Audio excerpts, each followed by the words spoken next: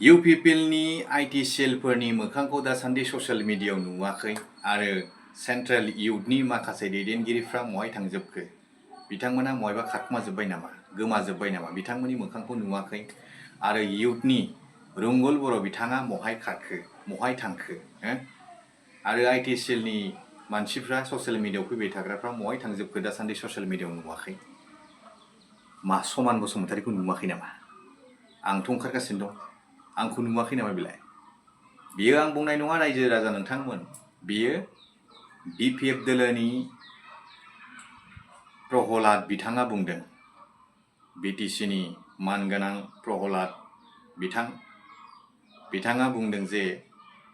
UPPL दोलोनि IT सेलफ्रा social मिडियायाव दासान्दि नुवाखै महाय थांजोबखो आंखौ नुवाखै नामा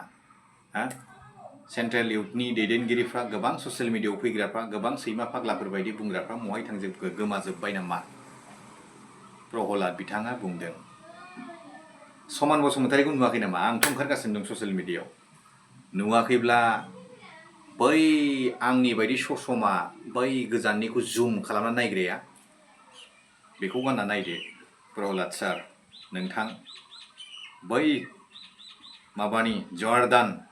जार्दान कम्पानिनि मोनसे दं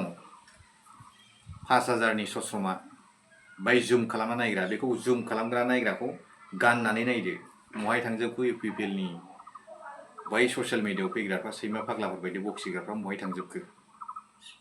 अब्लानो नुगोन नोङो समान बसुमतारीखौ सिगां नुग्रोगोन नोङो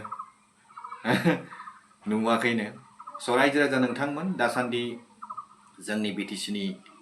बिपिएफ दोलोनि माखासे दैदेनगिरिफ्रा जोंनि बिटिसि ओनसोलनि मेट्रिक आनजादाव उथ्रिसारनो हानाय जोंनि फरायसुलिफोरखौ बरायदों बिथांमोनहा आरो जायफोर बिथांमोनहा टप 10 आव उथ्रिसारनो हादों मेट्रिक परिखाखौ आनिफ्राय जायफोर पिअखौ टप 10 आव उथ्रिसारनो हादों बिथांमोननो 3 लाख आरो 5 लाख होनायनि बिथांमोनहा ससियेल मिडियायाव एनाउन्स खालामदों बा बुंदों बिथांमोनहा बिटिसिनि प्रहलाद बिथांमोन बुंदों बिक्रम दैमारिमोन बुंदों कास्टम बसुमतारीमोन बुंदों जे जोंनि फरायसुलिफोरनो जायफोर मेट्रिक आनजादाव उथ्रिसारनो हादों बिथांमोननो रां अनसुंथाइ होगोन आरो बियो जायफोर टप 10 आव उथ्रिसारनो हादों बिथांमोननो 3 लाख आरो 5 लाख होनाय जागोन माने बिपिएफनि दैदेनगिरि प्रहलाद बिथांनि फोरमायनायाव एडुकेशन डिपार्टमेन्टनिफ्राय होगोन किन्तु दासान्दि जे बिथांमोनहा बरायदों बिथांमोनहा आर'नाइ सोदों बिथांमोनखौ वेलकाम खालामदों दा गोबां मानसिफ्रा आंनाव सानै साथामसो कमेन्ट हरदों जे 3 लाख होनायनि खोथायाव 5 लाख होनायनि खोथायाव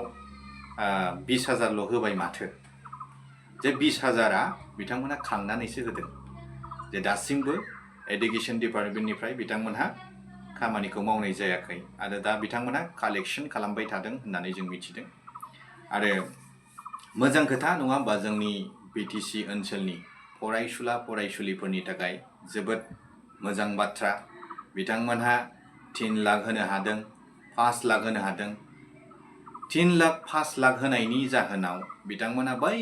2 लाख होनाय बायदि 2 लाख होनानै 1.5 लाख लांफिननाय बायदि जानाङा बेखौसो आं खावलायो बिथांमोना जे दा ससियेल मिडियायावहाय एनाउन्स खालामबाय फोरमायबाय नङा होमबा जायफोर टप 10 आव उथ्रिसारनो हादों मेट्रिक आनजादखौ बा पिअ आनजादखौ टप 10 आव जायफ्रा उथ्रिसारनो हादों बिथांमोननो 5 लाख आरो 5 लाख रां होनायनि बिथांमोनहा फोरमायदों जे बिथांमोनहा एडुकेशन डिपार्टमेन्टनिफ्राय होगोन आरो जों बेखौनो लुबैयो जे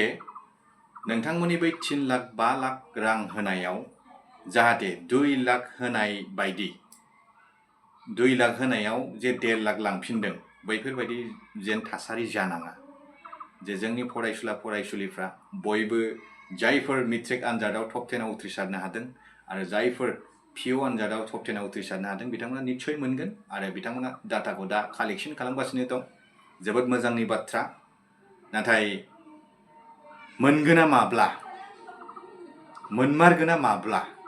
बेखौसो जोंनि फरायसुलिफ्रा बयबो आसा थाबाय नङा होमबा बिथांमोननिसिम बयबो आसा थाबाय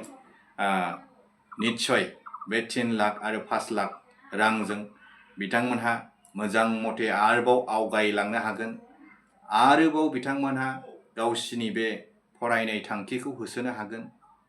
बेखौनो जों खावलायो जे बिथांमोनहा होनाया मोजांसो जादों जोंनि रायजो राजानि थाखाय किन्तु माब्रैहाय होगोन आरो माब्ला होगोन जोंनि फरायसुला फरायसुलिफ्रा बयबो आसा खालामनानै दं नङा होमब्ला आरो इउपिपिएलनि आईटी सेलफ्रा इउपिपिएलनि युथ लिडारफ्रा ससियेल मिडियायाव फैबाय थाग्राफ्रा रावबो गोमायाखै बयबो दङ समायथे फैगोन जे नोंथांमोनहा मा मावगासिनो दं आरो नोंथांमोनहा मा खालामनो थांगासिनो दं बेखौ जों दा जेबो बुंथ'नाय नङा जे नोंथांमोनहा मावबाय था जों बेहाय जेबो बुंनांगौ गैया जों बुंनांगौब्ला जोंनि गासै बै ससियेल मिडियायाव ओंखारग्राफ्रा बुंनांगौबा नोंसोरो खामानि मावनायफ्राव दगमग जाबाय थागोन आरो नोंथांमोनहा गोनो गोथो जाबाय थागोन